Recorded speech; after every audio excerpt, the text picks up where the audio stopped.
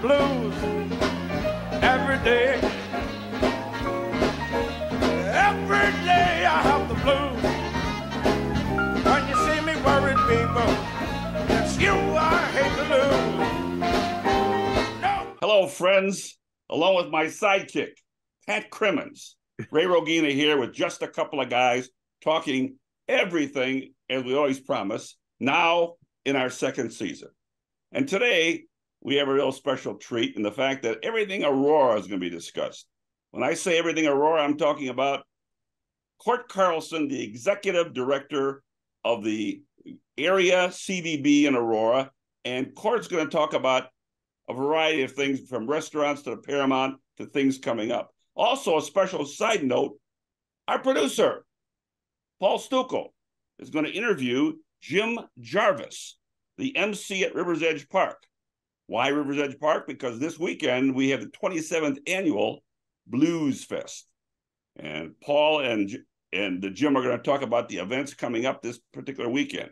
So we're all Aurora, but when we return, Pat and I have decided to bring back the passing scene because we've had a very historical week in the United States, and we want to talk a little bit about that. So we will do such when we return. Just a woman told my mother before I was born, you got a boy child coming, gonna be a son of a... Hello, friends. This is Ray Rogina. Hey, the Kane County Cougars are back for the summer. The best family entertainment around features sunshine, baseball, and fireworks through Labor Day. With great food, entertainment, giveaways, and running the bases after every game, there's something for everyone at a Cougars game. And Thirsty Thursdays feature $2 beer, pop, and hot dogs. And on Sunday, a $15 ticket gets you $15 right back in concession cash to spend at the ballpark. What a deal for you baseball foodies. Come visit us at beautiful Northwestern Medicine Field this summer for your dose of sunshine, baseball, and fireworks. And make your family memories today. Gonna make pretty women jump and shout. Then the world wanna know what this all about, but you know I'm here. Pat, we're back. Yes. Yes, absolutely. And we're going to have a little segment, The Passing Scene, here in a moment. But if I may, before we get started here, take a couple of points of personal privilege here. First of all, to all of the dads in our audience, happy Father's Day to all of you on Sunday. I hope that it's a very meaningful and important day for all of you. And Pat, to you specifically, happy Father's Day to you. Thank you. I hope that your three children, who I know adore and respect you immensely, treat you well on Sunday. And every day, but Sunday in particular, because it is an important day. Every day's Father's Day at our house, Ray. I'm blessed. Well, that's good to hear. Same to you, Ray. I know you have a son, and happy Father's Day and happy Grandfather's Day, whatever, if that's a thing. Thank you. Matthew actually is taking me to Ravinia, and I'm going to see my favorite band, Chicago, again for the umpteenth time, but I never tire of watching them. So anyway, again, happy Father's Day to everyone.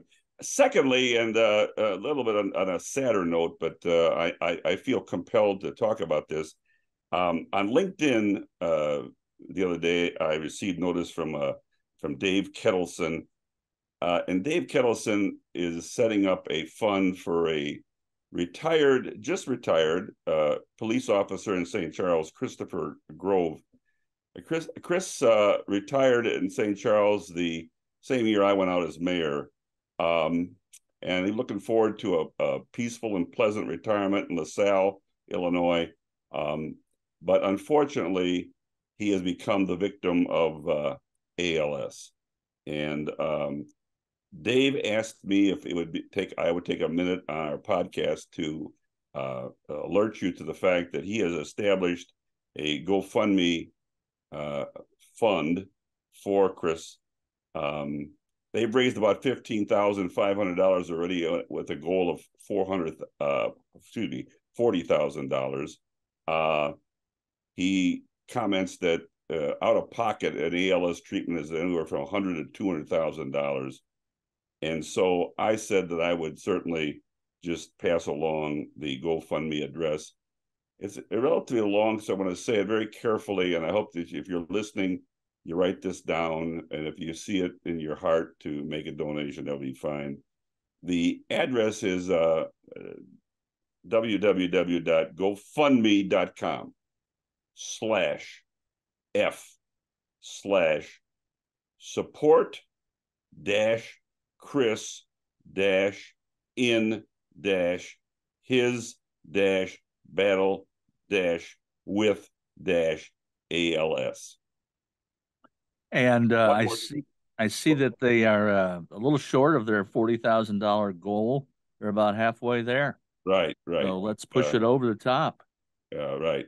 So I'd like to think that our audience here at Just a Couple of Guys would see it in their heart to help a longstanding public servant from St. Charles.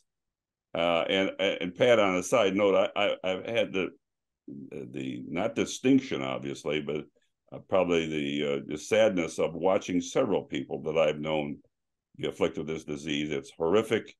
It's one of the worst fates you can probably receive. Yeah. And our thoughts are with the Grove family, and I'm just happy to be able to participate. One more time, www.gofundme.com/F/support-Chris-in-his-battle-with-ALS. All right.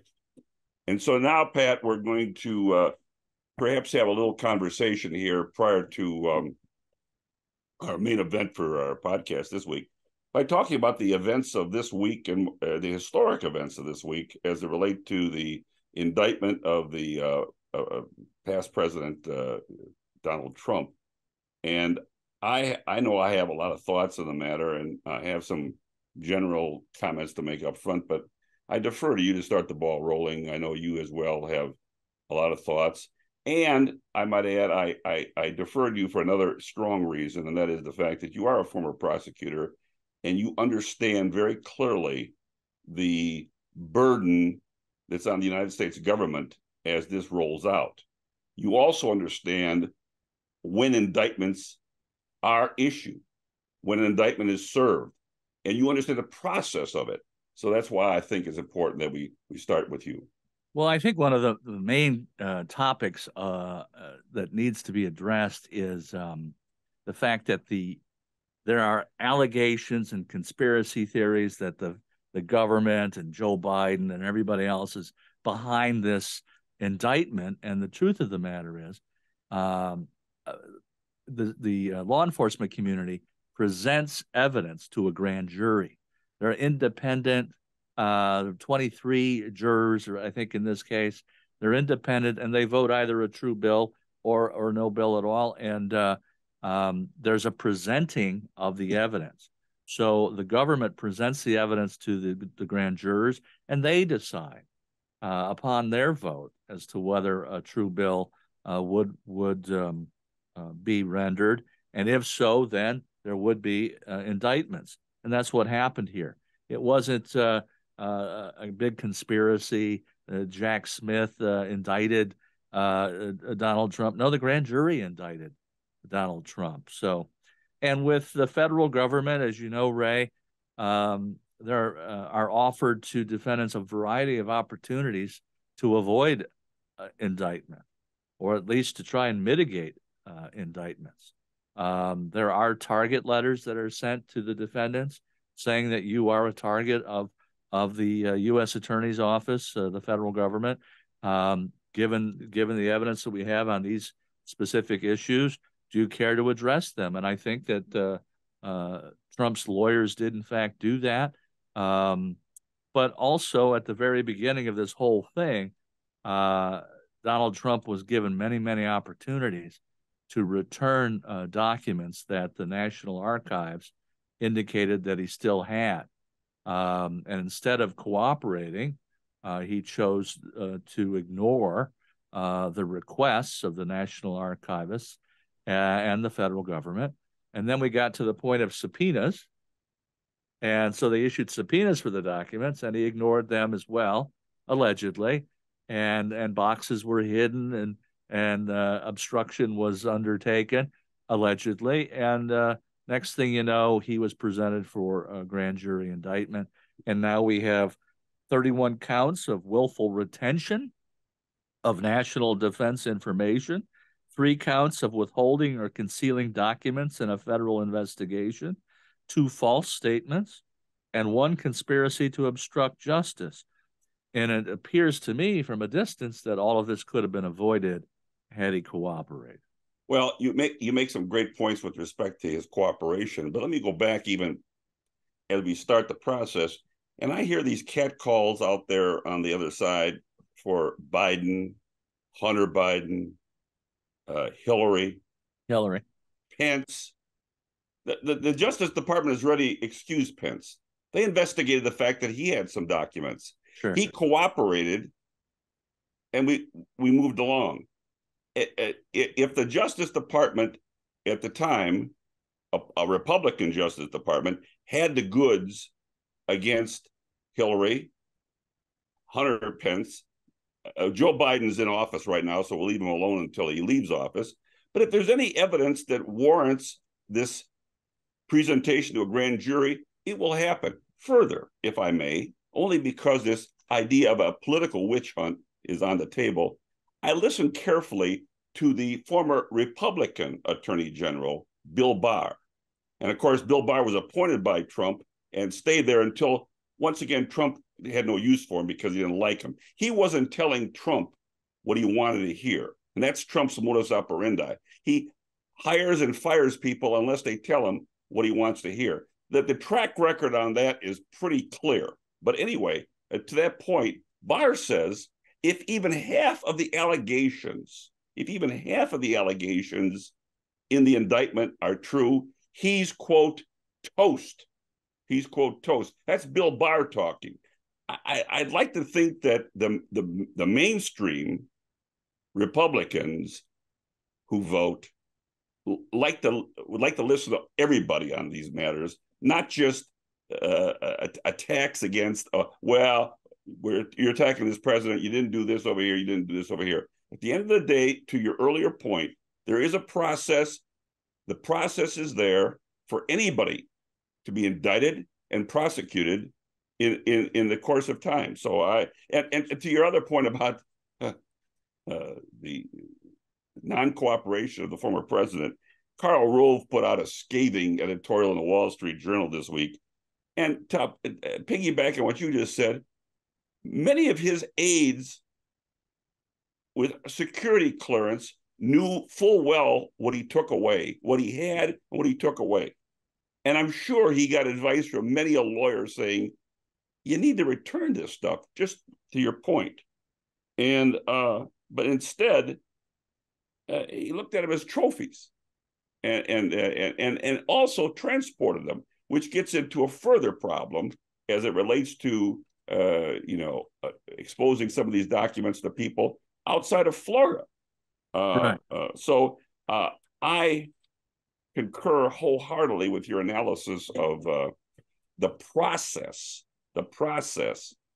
And I'd like to, if I may, and I'd like to hear your comments on this as we go through this, because I thought it was fantastic journalism the other day when I read an article from 2 law professors at Loyola who are experts in national security law.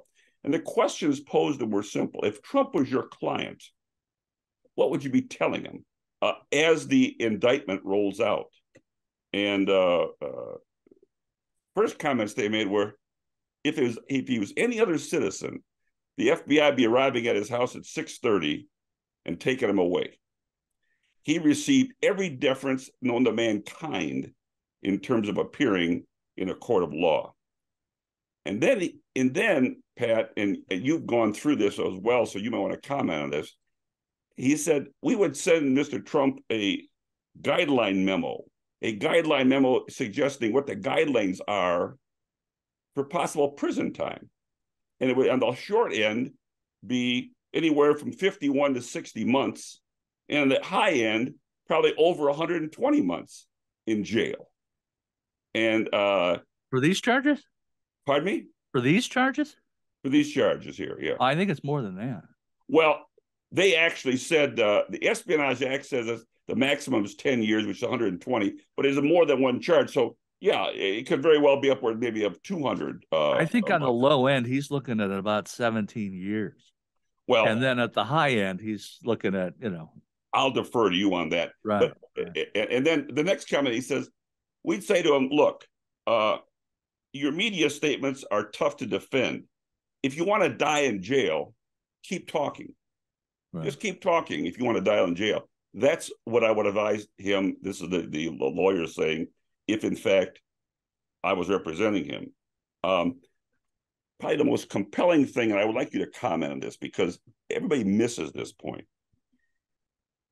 You did a nice job of outlining the allegations against him.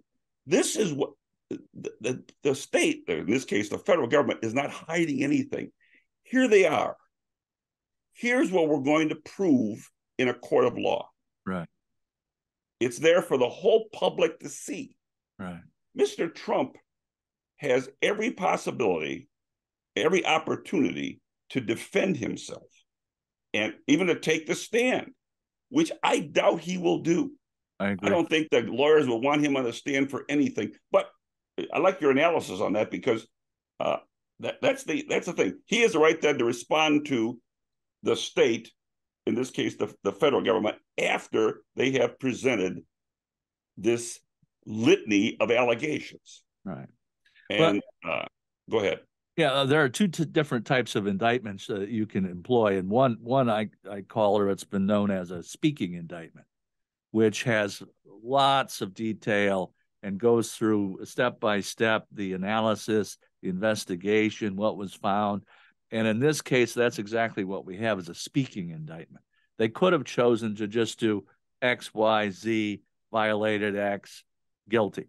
But this is a speaking indictment, and I think that they felt it was important to tell the public exactly what we're looking at here and why we chose to present him for indictment. This wasn't just some random act of political nature. Look at everything that we have here, ladies and gentlemen. This is why we presented this to the grand jury, and the grand jury found that it was sufficient. You're talking about the retention of very serious security documents. John Bolton, who was a national security advisor, said that he's been given access to all sorts of documents, and he might still receive. I don't know if he receives a briefing or not, but he said that this idea of supporting him, that the Republican base supporting him is amazing to him because he's jeopardized the safety of everybody in this country by doing this type of thing. Now, we have no idea who he exposed these documents to. I have no idea whether the people who work at Mar-a-Lago were vetted by the FBI. I have no idea. But the guests that come in, who knows what's going on in the back room? He has access to these documents. Is he sharing these documents? Is he selling these documents? Well, we don't need to prove any of that, really, with these charges. All we need to prove is that he's retaining them when he was asked to give them up. So fairly simple, proof-wise, to prove that he's guilty of these charges. Now, if that were to happen, then there would be a sentencing hearing, and in the federal system, there are sentencing guidelines. So the judge would take into all that into consideration before the sentence was issued. But, this is not some vast political conspiracy here. This is a pretty simple case of, hey, we think you have these documents. No, I don't. Hey, we want these documents back. You can't have them. Hey, here's a subpoena for these documents. I'm not going to comply. Okay, well, here's a warrant for your arrest. It's pretty simple at the end of the day. So it's not going to take a lot of people a lot of time to figure out whether he violated these acts. Pat, back to an earlier point I made, if this was a staffer, any staffer of his that somehow took any document and brought him home with them, they'd be arrested immediately. Well, you know, and by the way, I dug out the fact that just recently an FBI employee was indicted for illegally moving some national security documents to their house. Sure. Yeah. And a lot of these guys. There's a lot of people that are serving time for exactly the allegations that the state, I keep saying the state, the federal government proved it up. Right. And a lot of people are serving 5, 7, 10 years more in jail for such. So well, let's think about this. The Air National Guardsman who was playing some game and he was sharing documents was just indicted. I think Jack Teixeira was just indicted the other day. 6 charges, willful retention of documents and leaking national security information. So here's a guy who's employed as a Air National Guardsman. He was indicted just the same as Donald Trump was indicted. So this is not something that we're targeting Donald Trump for. This is the security of the United States of America, which we all have a vested interest in. Well, the 2 lawyers were going to give advice to Donald Trump if they were asked, also made the following comment. Should he be convicted, an angry Trump in jail is a security risk. and they suggested that what would happen there, probably because of the fact that he's a security risk, they'd put him in a hole in Florence, Colorado, the super security prison that Blago was at for a while. We all recall Governor Blagojevich, who spent some time in that federal security prison, maximum security prison. So Trump would be advised that he faces all that and perhaps becoming more humble in a conversation with the Department of Justice. Pat, I want to go to one more point that's been bantered around lately and get your thoughts on this as well. And that is pardons. It's ironic that not only Trump has said it, but then others have followed suit, brought this issue up already. Are they anticipating that he's going to be convicted and therefore should be pardoned, a la Richard Nixon back in 1974 by Gerald Ford? And I might throw out a cautionary note before you comment, and that is a bipartisan group of Congress people, both Senate and House representatives, told Nixon to resign, and he did. Gerald Ford stepped in, and I thought he was remarkable in his first several weeks in getting the country on an even keel. Right. And then he pardoned Nixon, and you know what happened in 1976. Many speculate that pardon cost him the election against Jimmy Carter in 76. So that's a bit of caution about pardons on a political sense. Your comments? Well, that presupposes that any Republican running for the president is engaged in caution in any regard. But at the end of the day, to suggest that if elected, I will pardon Donald Trump, to me, is disqualifying. But what it is kind of a lazy way of trying to get support from Trump's base by saying, yeah, vote for me. I'll take care of him. I know you like him, which is frightening to me. And that's why, the idea of separating MAGA Republicans from regular Republicans, this whole family is enabling Donald Trump, and I think they should be held accountable for it. Well, I would only because I came across this morning, another conservative writer, 𝐓𝐡𝐢𝐧𝐠𝐬, wrote a column today that is pretty emphatic in saying, let's be clear, Trump should not be pardoned. And if I may, just a couple of excerpts from the column. Trump is accused of multiple criminal offenses and potentially has more awaiting him. Yeah, let's not forget Atlanta. Let's not forget the fact that maybe New Jersey, if he brought these documents to New Jersey to his golf club and showed them to other people. And let's not forget January 6th. Well, I the think truth, the Jack truth Smith hasn't forgotten January 6th, I don't think. no, that's still pending. The truth of the matter is, and I had this post where Trump was a track runner, and these were hurdles, and every hurdle was a new charge that's either pending or is being investigated. Right. So, but he can only be pardoned if the Republican Party wanted to pardon Donald Trump. He could only be pardoned from federal crimes. So the state crimes he could not be pardoned. That would include Atlanta, where that includes Georgia. We anticipate that coming in a month or so. August. I think that's why you're on vacation, right? Thank you. He was continuing on with the column. He was one of the most divisive, self-absorbed, abusive, and power-hungry presidents in history, and one who almost never put the country or the Constitution before his own overwhelming ego. And then she goes on to say, just imagine everything that would have to happen to buy into the Pollyanna fantasy that a pardon would heal the country. In this fictional world, Trump gets all the talk of election rigging off the table, apologizes for the terrible things he said and the criminal things he's done, and stops fomenting hatred and inciting violence to avenge his perceived political persecution. Then imagine Republicans in Congress like Marjorie Taylor Greene and Paul Gosar stop trafficking in bigoted and anti-Semitic rhetoric, stop putting bills meant to punish people, and so forth. And she goes on and on and on and talks about things that'll all go away and the country will be healed should he be pardoned. To me, that's fiction. It's my opinion, it's fiction. And we're ahead of the games probably, but I'm only responding to the fact that that conversation has already started. To your earlier points about what it is, a smoke screen or whatever the case may be. Right. And that's why I'm commenting on it. The fact of the matter is, Donald Trump is innocent until proven guilty.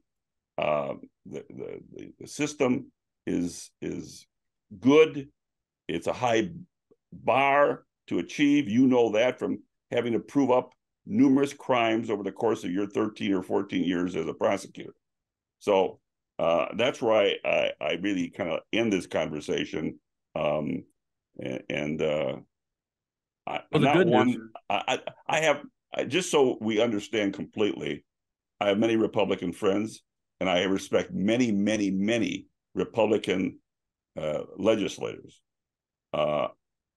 This is a focus on one individual and one individual only. The conversation is because of the historic implications of this past week. Well, I disagree that the focus is only on one person, because there are a variety of people that voted for him. He has a variety of support. He has people out there that believe in him, and I don't know whether it's because they feel as though they have to now. It's like being with a carnival. After a while, you're invested. So I think you're invested in people like Putin and Kim Jong-un as well, and also the guy from Hungary.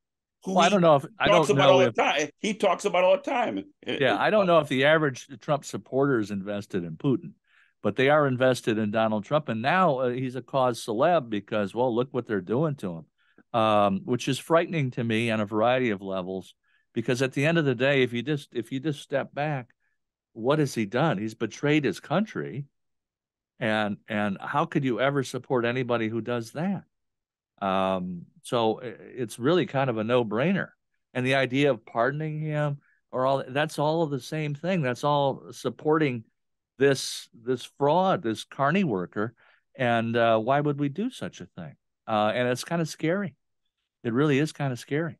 It is. And, as we, in my case, you're still working, and in retirement here, I'm trying to enjoy it as much as I can. And I do, but I have to admit this cloud, this divisiveness around America hangs over, every move you make just about. And we're not certainly afraid to talk about it. We talk everything here, and we're not afraid to talk about it. And I guess my point would be, and I hear what you're saying about people who support him. I get a little nervous about that as well, but the fact of the matter remains, I don't want this to be an indictment, in my opinion, against Republicans who are good Republicans who believe in conservative philosophy. I'm just questioning the one man who at this point in time is a spokesperson for the party. Yes. There's no debate about that. And but these Republicans that you're referring to, these fine conservative people, they need to denounce. They need to stand apart. We are in agreement on that. If they don't, we are certainly in agreement on that. If they're not denouncing, then they're supporting. And at the time that Hunter Biden is indicted, if he is, or Hillary Clinton is indicted, if she is, or Joe Biden is indicted, if he does, I'll say the same thing. If here are the allegations, I'll say those are pretty serious, and if convicted, should pay the price, just like anybody else in this society. So let's make that clear before we go any further here, that we're not cherry picking here on just a couple of guys. And so I leave it. No, we're not cherry picking. Yeah. The facts are speaking to us. We hope you enjoy this. I'm sure some of you agree with us. Some of you disagree with us. That's fine. That's what America is all about. Anyway, we're going to take a small break. And when we return, Cort Carlson from the Aurora area CVB will join us for a conversation about all things Aurora. Stay tuned. I've got to leave here. I've got to find some place to go. Hello, friends. This is 𝐉𝐚𝐫𝐷𝐢. You face technology challenges every day that threaten to steal business, compromise data, and bring your business down. Without a good partner to help protect from phishing, ransomware, viruses, data breaches, employee turnover, and cybersecurity threats, your business is at risk of losing everything. TechWorks has been the trusted IT partner to Fox Valley businesses for over 20 years, keeping systems secure and providing extraordinary customer service, helping your business grow. Call TechWorks today at 630-482-2227 or visit www.techworks.com. That's TechWorks with a Q. TEQ works, and see how TechWorks IT service can transform and secure your business.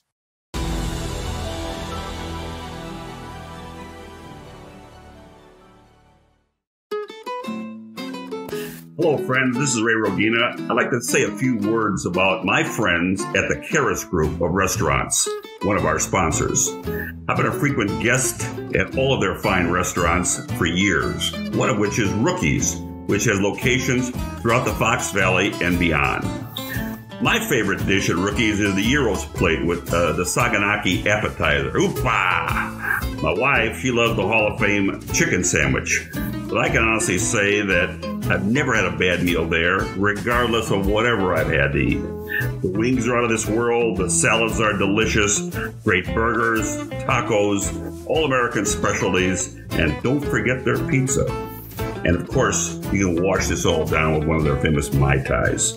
Try them out. St. Charles, Geneva, Elgin, Hoffman Estates, Huntley, and Roselle. RookiesPub.com. I'll see you there. I've got to leave, yeah. I've got to find some place to go. We're back and very pleased to have, as promised, Cort Carlson, the Executive Director of the Aurora Area Visitors and Convention Bureau. And Cort, it's a real pleasure to have you on. Just a couple of guys today. Well, thank you, Ray and Pat. I'm happy to be here. So very excited to talk about everything happening in terms of tourism visitation here in the greater Aurora area. And without belaboring the point about the casino, but if you know, is there any projection as to when that could open up? You know, I don't know for sure. You know, I've kind of heard the rumors of 26 is kind of what they're looking at. I think they're going through some of their due diligence and, you know, some of the zoning things and, you know, all the planning part of it, not right now with the city, but, you know, It's not anything set in stone, but I want to say I'm hearing 26 is probably about when they expect to be able to open up that facility. Ray, can I have a follow up on that? Absolutely, absolutely. Obviously, it's moving from downtown to the outlet. Do you think that'll have any impact on downtown?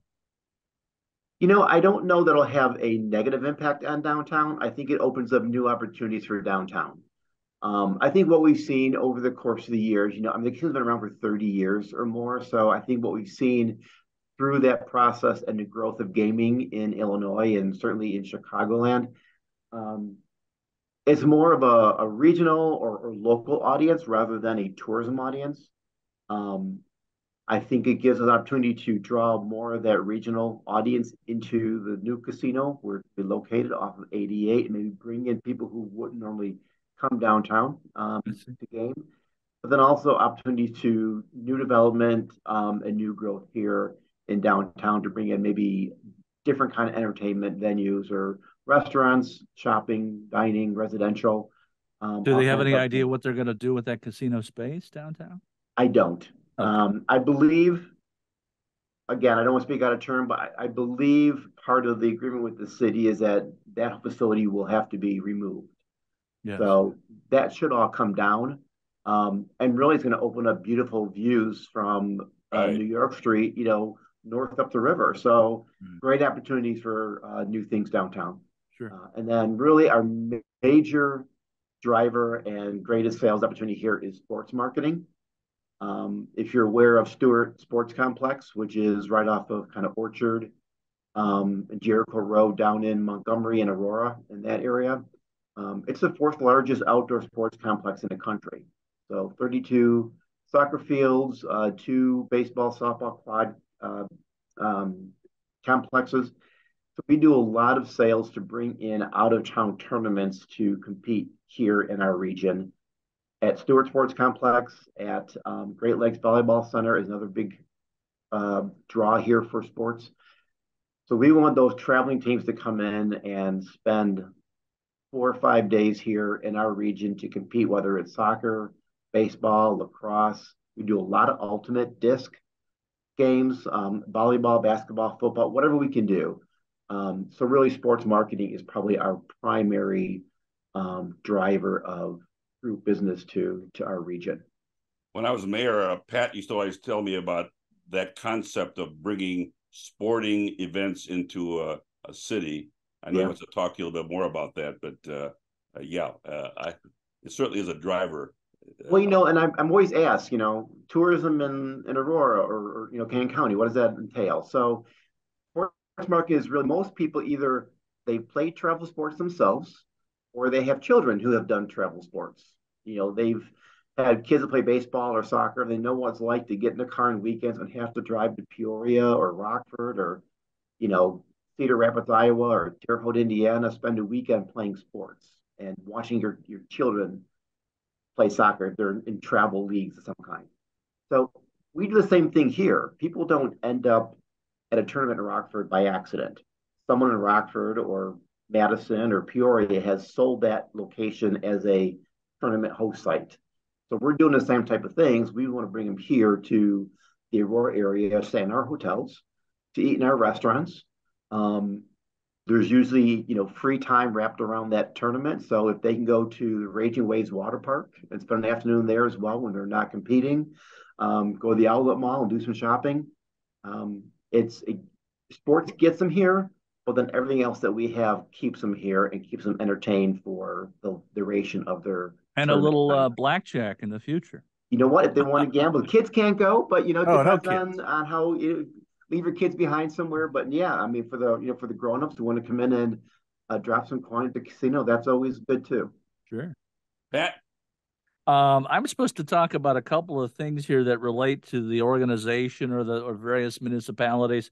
Group tours. Yes. Tell me a little bit about that. Well, and that is my part-time sales manager. She handles all of our motor coach group tour programs.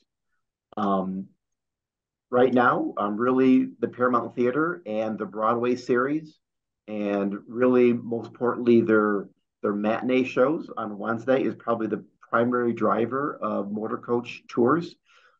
It's primarily an older adult audience, active seniors.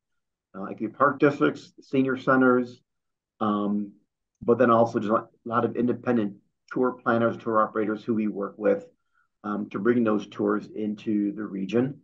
Um, so they'll come in, they'll either have lunch, they'll see a show at the Paramount, and then they want to do something else in the afternoon. We love it when the tours are overnight stays and we can get them in for 2 days and they get to go to some of our museums, they get to do some shopping and have, 2 or 3 meals here in the region. But what's really nice about it is a real important visual of what tourism is to a community. When I sit here in my office and look out the window on a Wednesday afternoon and I see 15 motor coach buses, stacked up on Galena Bridge right here, waiting to drop off or pick up for the Paramount Theater, I know we've done our job. So no one else is out selling the group tour market except for us. So my sales manager is going to the trade shows. She's meeting with the park district. She's meeting with the tour operators and big companies like Peoria Charter Coach and Great Lakes Travel and Badger Coaches out of Wisconsin. So we're working with all those major tour companies to sell them on our destination where they want to plan their tours. But to see it's a great visual, and then hopefully, the other businesses and other folks downtown here too say, "Wow, look at all the buses.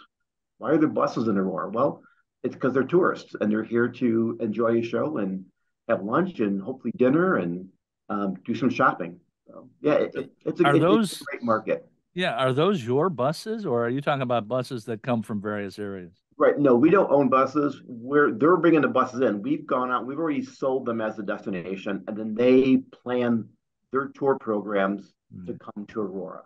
So we just give them the ideas and sample itineraries.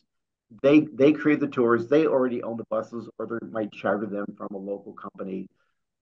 But no, we don't actually own or run the tours. We're simply marketing the region as a destination for them to bring their groups to.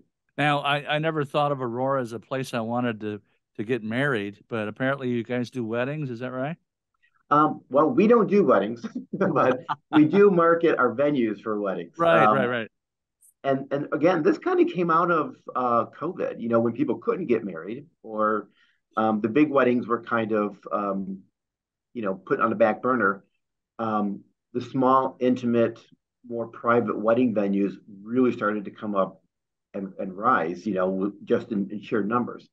And being kind of out here, a little bit out of the bigger, more crowded suburbs, we're a little more rural sometimes, go a little bit west here, and you really are kind of, in the rural area of Chicagoland. We have a great selection of kind of the, smaller, rural, farm type wedding venues that in the last probably 3 or 4 years have really gotten popular. So while we don't, again, just like a motor coach tour, we don't plan weddings. We're not doing any of that, but we will market the area as a destination for your wedding. I see. And present all the venues and then let the brides decide where they want to go. But just so they understand and they can kind of see what our selection of wedding venues are in this area, to plan a destination with the ultimate hope that their guests are going to come in, spend a weekend for the wedding, and stay at a hotel. Yeah. For us, it always goes back to the hotel business and how do we get those wedding guests into our hotels? Well, if we can get them to book their wedding somewhere in our 10 communities, chances are we're going to get some overnight stays out of it. Right.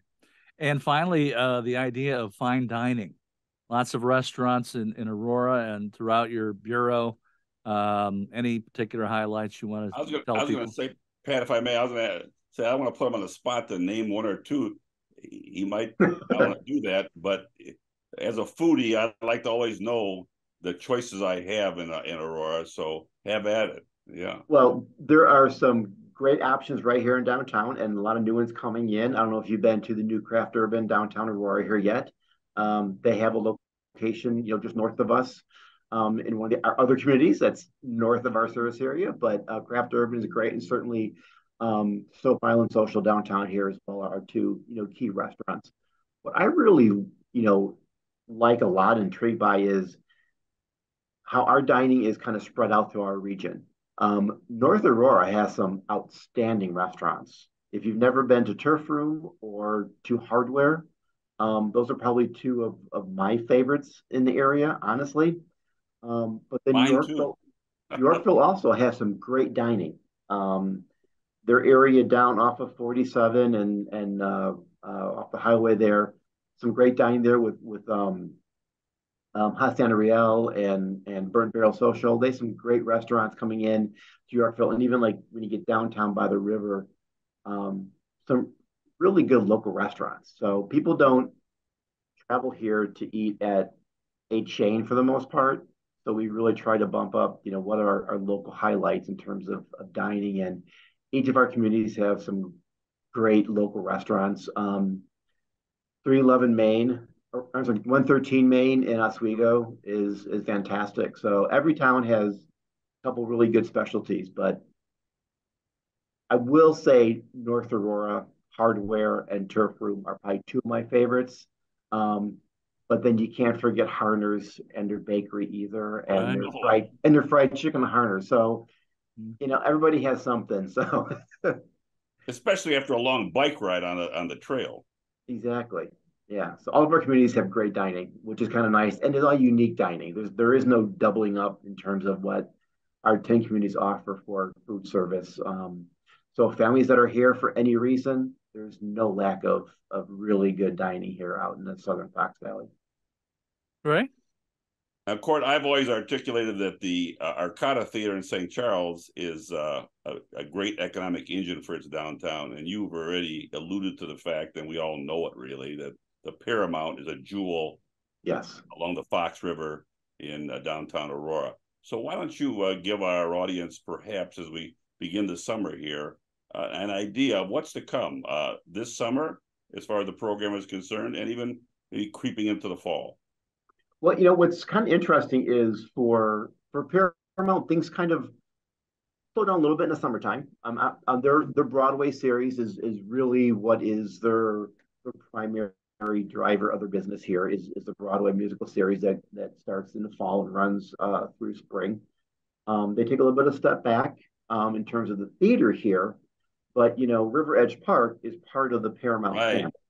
Yeah. So a lot of their efforts then switched to RiverEdge Park, where they have a great season of shows coming up and things. As you know, this weekend is Blues on a Fox. So one of their highlights and really kicks off the season at RiverEdge Park is Blues on a Fox. And then they have a whole summer full of concerts outdoor at RiverEdge Park as well before they kind of move back indoors later on into the Paramount again. And as far as anything else that you may want to talk about with respect to events, Pat and I were, as a point of order, Pat and I were just blown away by the Chris Kindle Market, and we look forward to our second year of visiting down there. That's way in at Christmas time, but between now and then, some other events that people should know about in Aurora and the surrounding communities.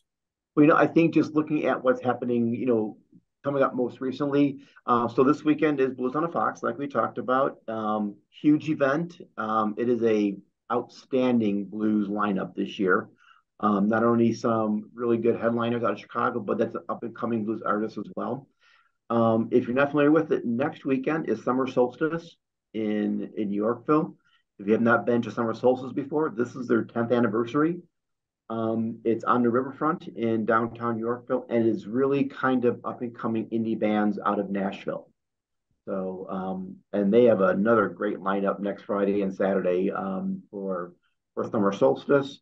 Venue 1012 in Oswego. It's an outdoor amphitheater venue right off of Orchard Road. On the far west side of Oswego, they have a summer lineup of concerts as well that run almost every weekend throughout the summer. It is a village hosted event and venue, so they're booking it all the time. But venue 1012 always has things going on, and then just for really almost every day of the week, the venue here in downtown Aurora as well has not only blues and some country, but just all kinds of entertainment almost every day of the week here in downtown Aurora. So there's always location for live music of any type throughout our region. And then Aaron Moore Farms, also in Oswego, is kind of kicking off their summer season. They do their 𝐏𝐥𝐿 weekly series of outdoor concerts coming up. We'll have Prairie Fest in Oswego coming up pretty soon as well. And then we have, North Aurora Days. Yorkville has events almost every month downtown. They'll have their 4th of July Festival celebration coming up here next month as well. So really the best thing to do is to go to enjoyaurora.com. Again, our website. All the events are listed there. There's probably more than I can really speak of off the top of my head, but there's not a weekend that goes by that we don't have something going on here. Even a weekday. I want Pat to refresh my memory on this, but we had a dialogue with an Aurora official. Pat, did we talk about a food truck fest of some sort in Aurora, downtown Aurora? Did we talk about that? I thought there was mention of that. Yeah. Cort, you know anything about? Well, actually, Food Truck Fest is in May, so missed it happened. Yep, that's usually part of the first Fridays of May here in downtown Aurora. It was my understanding, Ray, that they were going to give us samples from each truck delivered to us. Before that next May, and Cort will assist us in making sure that we'll get you down here and see what we can do. I think we have 30 food trucks this year at the wow. Festival. So it is one of the biggest events here in downtown. It was a beautiful Friday night. The weather was absolutely perfect in May. Don't rub it in, Cort. Now, just looking at your website here, obviously you've got a visitor's guide that people can look into and download. And you have a newsletter as well that I guess is informative and tells people what to do and what to find. Outside of the website itself, is there any place that people should look for other information about Aurora or the Bureau? Well, I certainly encourage everybody to follow us on any social media platform they might be on, especially Facebook, Instagram. That's where a lot of our information is going out every single day. Sure. So we do newsletters and e-blasts. We don't do them every day, but if you want to sign up for those, you'll get those used on a monthly basis. But just to see what's happening on a regular basis almost every day in any of our 10 communities, follow us on any of the social media platforms, get signed up, and then you'll see what's really happening on a regular basis here. Great. Right?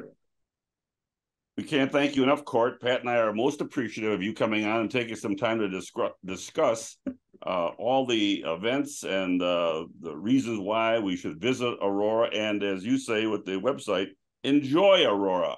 Exactly. So, and I appreciate you guys for having me on and being able to talk about tourism and what we do here in the Aurora area to help generate tourism and visitation. When I first come to Hoborn, I took a freight train to be my friend.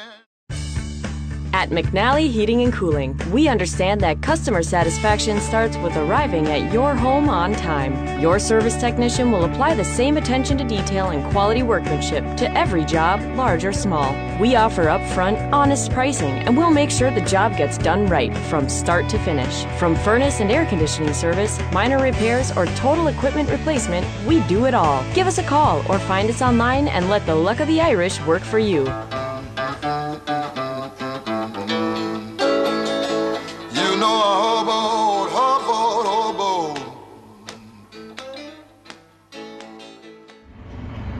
Okay, we're here with Jim Jarvis, the Vice President of Programming at the Paramount.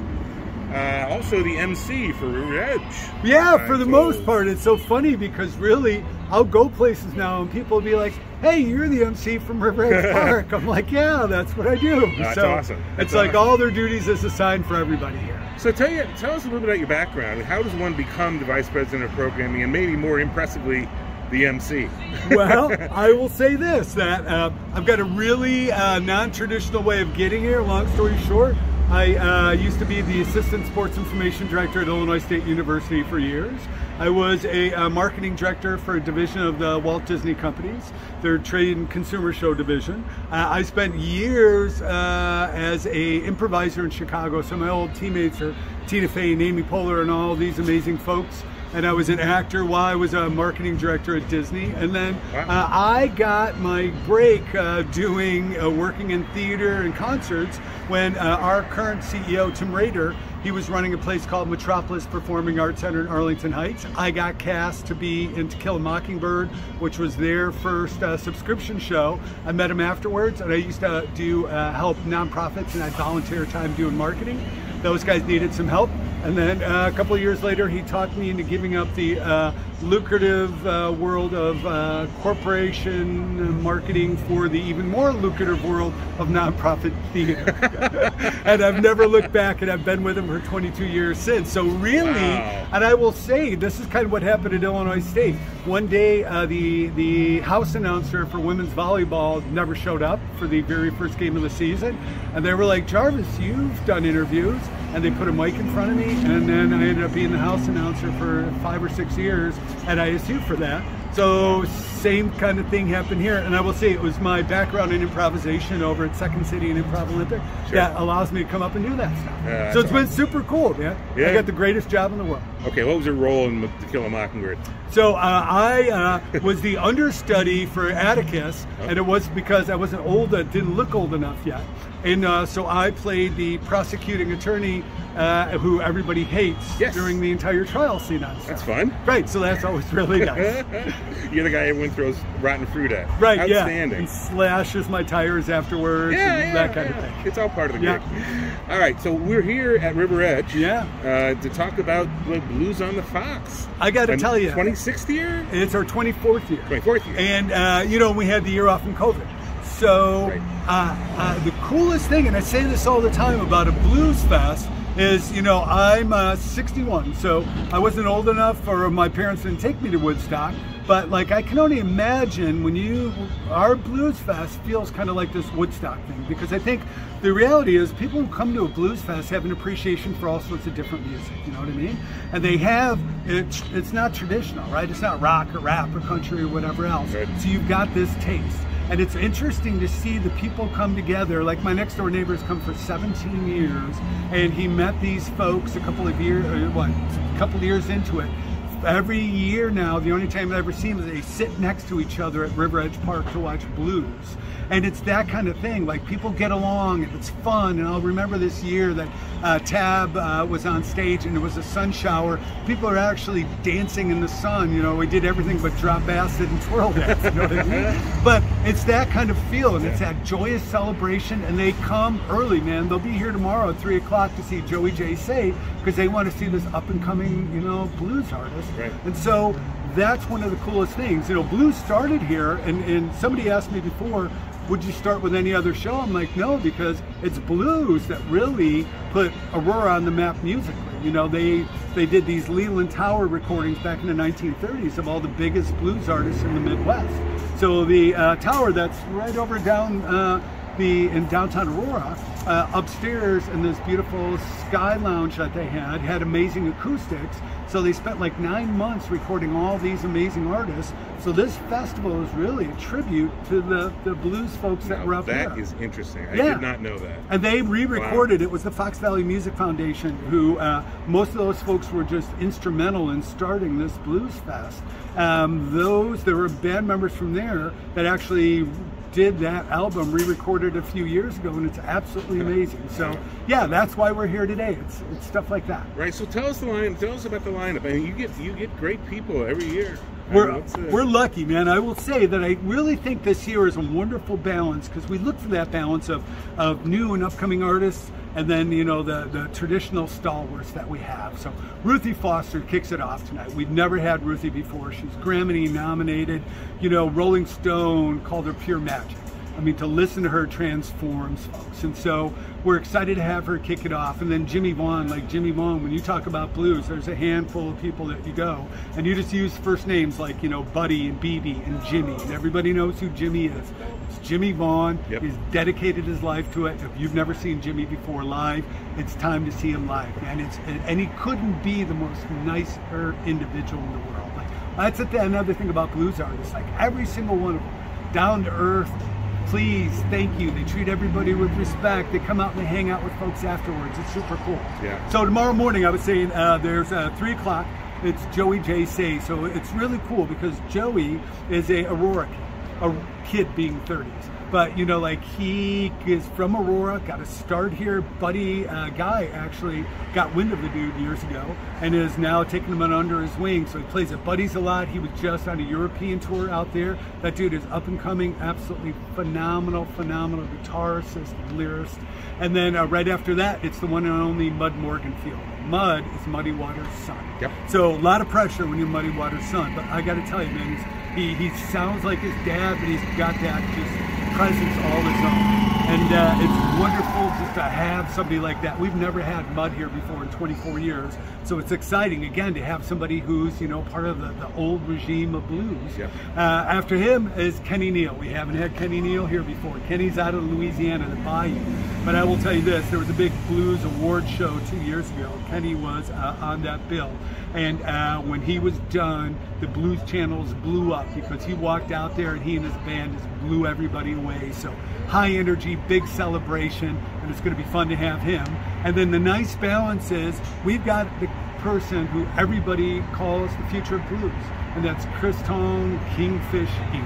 Yeah. The guy's in his mid-20s. You know, when he released his first album, it was on the #1 spot for blues for 91 weeks. His next one came out, and I think it was 78 weeks. And so we've been trying to get him for a couple of years, and just because he's blown up, we weren't able to. This is the year for it. Yeah. And so what better way, you know, to start? We start with a guy who's up and coming. We end with a guy who's the future of blues.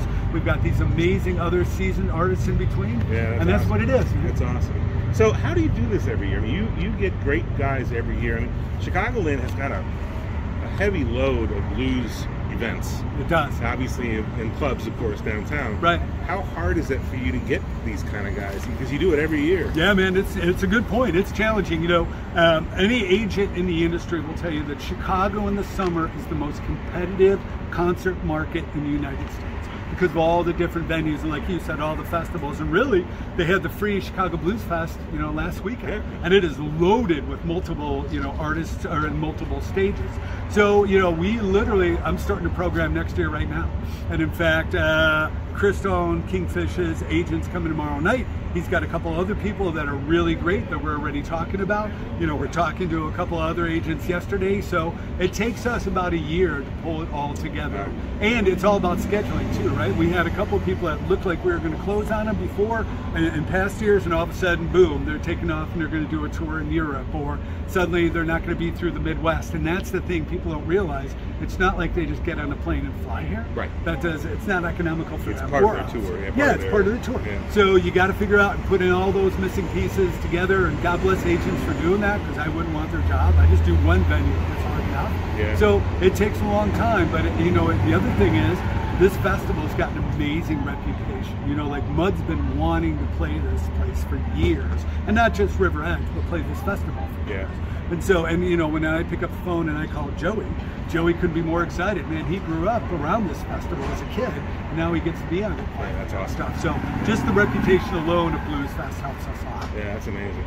So do you do stuff with, obviously you do stuff with Paramount as well, is that right? I do. So I do the programming for all our general seasons. So you know, our bread and butter at Paramount is our Broadway subscription, right? We're the biggest subscription house in the United States for musical theater.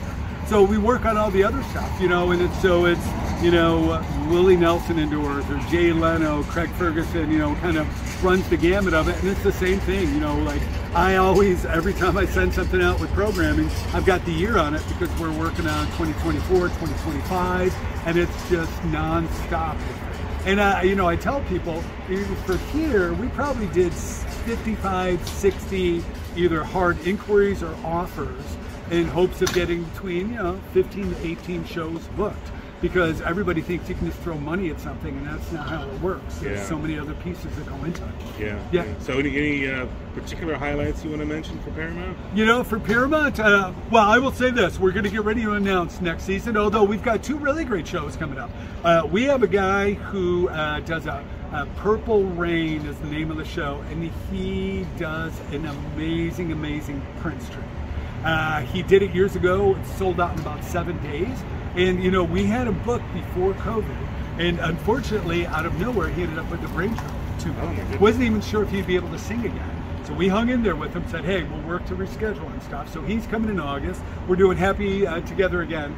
And so I think there's about 100 tickets left. And that's, you know, Flo and Eddie and all those great bands of the 50s and 60s on stuff. And then look for us to do more shows announcing it. And then this year, if you go to RiverEdge Park, you know, we still got Styx coming up. And we got, you know, Coy Dog Pondering and REO Speedwagon and, you know, Rick Springfield and Tommy Two-Tone and the Hooters. And it's just going to be a fun summer. And I'll say this about RiverEdge. One of the things that our CEO, Tim Rader, always wants us to do is try to make everything affordable. So if you look, like, you know, we've got shows that are $2 in advance or $5 after a certain date on stuff. You know, most of our shows don't go over $40. Yeah. You know, we have some like Kiss, or I mean, some like Styx and REO that are 50 or 55. But even our beverages, the parking, everything about it, we want to make sure that people are able to go out. You know, and especially in the time now where concerts are kind of getting out of control. Yeah. Especially the big arena shows and the big productions. Hello, Taylor Swift. Hello, Taylor Swift. Yes. I didn't see that. I got to tell you, though, if I was smart enough to buy that ticket, I would have sold it for the $2,000 and then went away for a couple of weeks. Yeah. And God bless her. 3-hour show. She's the Bruce Springsteen, you know, these days of putting those out. So, yeah. Check us out at RiverEdgeAurora.com. All sorts of great stuff. That's awesome. Well, Jim, thanks so much. Really appreciate you coming and spending a few minutes with us. Yeah. And, everybody get out to Blues on the Fox, man. And thank you guys. Look, you guys do a great job for the Fox Valley. So thank you guys for constantly doing what you do and promoting it and the activities. You know, it's folks like you that really help all of us. So I appreciate that. Thank you very much. And we're back. And I know, speaking on behalf of Ray, we want to thank Jim Jarvis and Cort Carlson, speaking all things Aurora, and the Bureau. Again, that website is enjoyaurora.com for all things Aurora. And I hope everybody gets a chance to go out and enjoy the Blues Fest. I certainly enjoy the blues. I know Ray is a big fan of the blues. Big fan. And so for all of us, including the local producer who is here today, I believe it's Paul Stukel. I don't know who the union called in. We appreciate your time. And we thank you. We appreciate our sponsors. We thank them. And for now, just a couple of guys. And we'll see you soon. Take care.